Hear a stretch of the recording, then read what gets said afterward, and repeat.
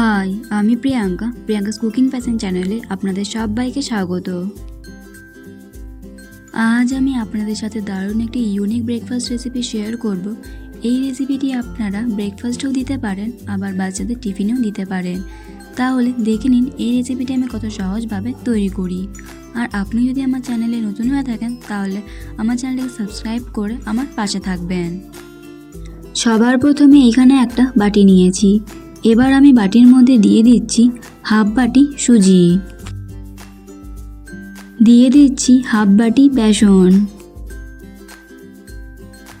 আর দিয়ে দিচ্ছি হাফ বাটি চালের গুঁড়ো। এখানে কিন্তু সব উপকরণগুলোকে সমান পরিমাণে নিতে হবে। আমি এইখানে সব উপকরণগুলোকে হাফ বাটি করে নিলাম, আপনারা নিজেদের পরিমাণ অনুযায়ী নেবেন। এবার এর মধ্যে দিয়ে দিলাম পরিমাণ মতো লবণ। এবার আমি সব উপকরণগুলোকে একসাথে ভালোভাবে মিশিয়ে নেব। সব উপকরণগুলোকে আমি একসাথে ভালোভাবে মিশিয়ে নিলাম। এবার এর মধ্যে অল্প অল্প জল দিয়ে একটা ব্যাটার তৈরি করে নেব। তবে খেয়াল রাখতে হবে ব্যাটারটা যেন খুব বেশি পাতলা না হয়ে যায়, একটু ঘন করেই ব্যাটারটাকে তৈরি করে নিতে হবে। প্রথমেই কিন্তু পুরো জলটা দিয়ে দেবেন না, তাহলে কিন্তু ব্যাটারটা পাতলা হয়ে যেতে পারে। এইভাবেই অল্প অল্প জল দিয়ে ব্যাটারটা তৈরি করে নেবেন। ব্যাটারটাকে আমি তৈরি করে নিলাম। এবার আমি এই ব্যাটারটাকে 10 মিনিটের জন্য ঢাকা দিয়ে রেখে দেব। এবার আমি আলুর পুর বানাবো। তার জন্য কড়াইয়ের মধ্যে দিয়ে দিচ্ছি সর্ষের তেল। তেল গরম হলে দিয়ে দিচ্ছি জিরে, সর্ষে, কারি পাতা, কাঁচা লঙ্কা কুচি, গ্রেট করা আদা। এবার আমি এই সব উপকরণগুলোকে একটু নাড়াচাড়া করে নেব। সব উপকরণগুলোকে আমি ভালোভাবে নাড়াচাড়া করে নিয়েছি। এবার এর মধ্যে দিয়ে দিচ্ছি গ্রেট করা আলু। আমি এখানে দুটো আলুকে ভালোভাবে গ্রেট করে ধুয়ে নিয়েছি। এবার এর মধ্যে দিয়ে দিচ্ছি হলুদ গুঁড়ো, কাশ্মীরি লাল লঙ্কার গুঁড়ো, আমচুর পাউডার, পরিমাণ মতো লবণ, আর দিয়ে দিচ্ছি গরম মশলা। এবার আমি এই সব উপকরণগুলোকে ভালোভাবে মিশিয়ে নেব। সব কিছু আমি ভালোভাবে মিশিয়ে নিয়েছি।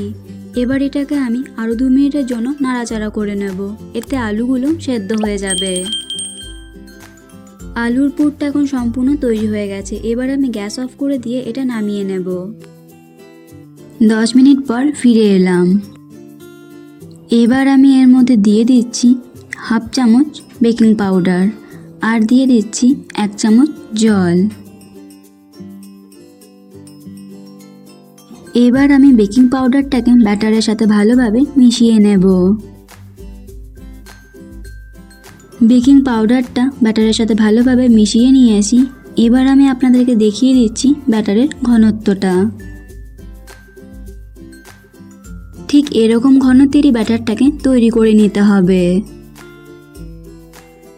আবারও আমি কড়াই বসিয়ে দিয়েছি। এবার আমি কড়াইয়ের মধ্যে দিয়ে দিচ্ছি 1 চামচ সাদা তেল। খুব বেশি তেল দেওয়ার দরকার নেই। তেলটাকে আমি কড়াইয়ের চারিপাশে ভালোভাবে লাগিয়ে নিলাম। তেলটা এখন গরম হয়ে গেছে। এবার আমি 1 হাতা ব্যাটার দিয়ে দিলাম। এবার আমি হাতের পেছনটা দিয়ে এইভাবে একটু গোল করে নিচ্ছি। এবার আমি এর ওপর থেকে আলুর পুরটা দিয়ে দিচ্ছি।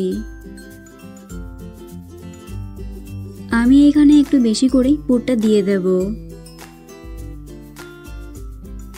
এইবার আমি পুরটাকে চারিপাশে এইভাবে সমান করে নেব। আবারও আমি ওপর থেকে ব্যাটারটা দিয়ে দিচ্ছি। এইভাবেই ব্যাটারটা চামচে করে নিয়ে দেবেন, তাহলে ব্যাটারটা দিতে খুব সুবিধা হবে।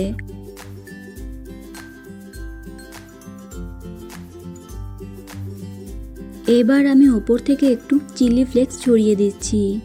আপনারা চাইলে এখানে চিলি ফ্লেক্সের বদলে ধনেপাতাও ছড়িয়ে দিতে পারেন। এবার আমি এটাকে উল্টে দিচ্ছি। এবার আমি ওপর থেকে আরও 1 চামচ তেল দিয়ে দিলাম। 2 পিঠই আমি ভালোভাবে ভেজে নিয়েছি। এবার এটাকে তুলে নিচ্ছি। আমি সবগুলো এইভাবেই তৈরি করে নেব। তৈরি হয়ে গেল আমার আজকের এই রেসিপিটি। এই রেসিপিটি আপনাদের কেমন লাগলো অবশ্যই কমেন্ট করে জানাবেন। ভালো লেগে থাকলে লাইক এবং শেয়ার করবেন। আজ এই পর্যন্তই।